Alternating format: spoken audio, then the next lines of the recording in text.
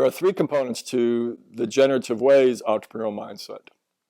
The first is to be intentional, that by simply declaring that from this moment forward, I'm going to be the most creative and entrepreneurial person I can be, puts that in motion, and it puts that in motion immediately by bringing you to the second component, which is it helps you begin to develop creative perspectives on the world. When I write that out on a board, I always underline that last S, creative perspectives, to continually remind myself that it isn't developing a perspective, that I want to have multiple creative perspectives on a problem or an opportunity. The more unique views I take of that creative opportunity, the more likely I'll find the aspect of it, the opportunity that I want to and can most effectively develop.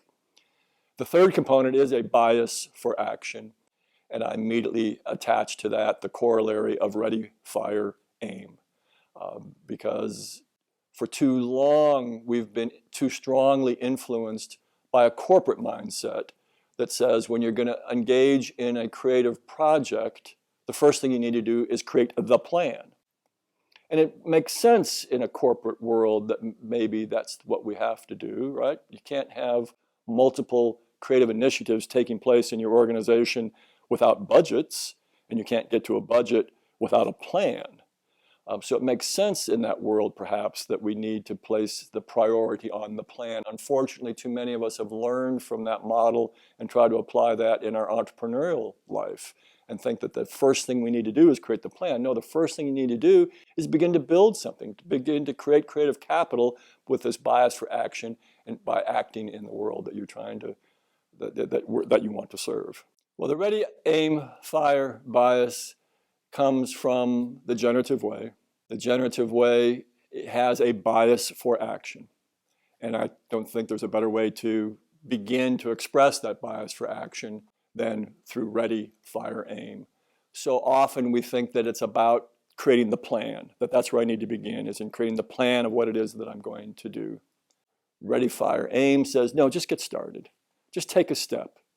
You have an inclination, you have an interest, you have a gut feel about an opportunity, you have a predilection to explore a certain area. Get started. Just engage in action. The world that you're going to be operating in, the world where you're trying to shape this opportunity, is a complex world. Everything's constantly changing, everything's constantly adapting, everything's constantly emerging.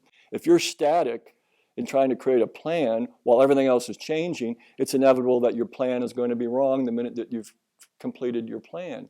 Instead, you need to be active in the world, you need to be participating, and the minute you take that first step, that first ready, fire step, you'll be an observer of what's occurring, and you'll be so much smarter about this opportunity immediately. You'll get this organic, true wisdom of what's happening when you become a participant in that world.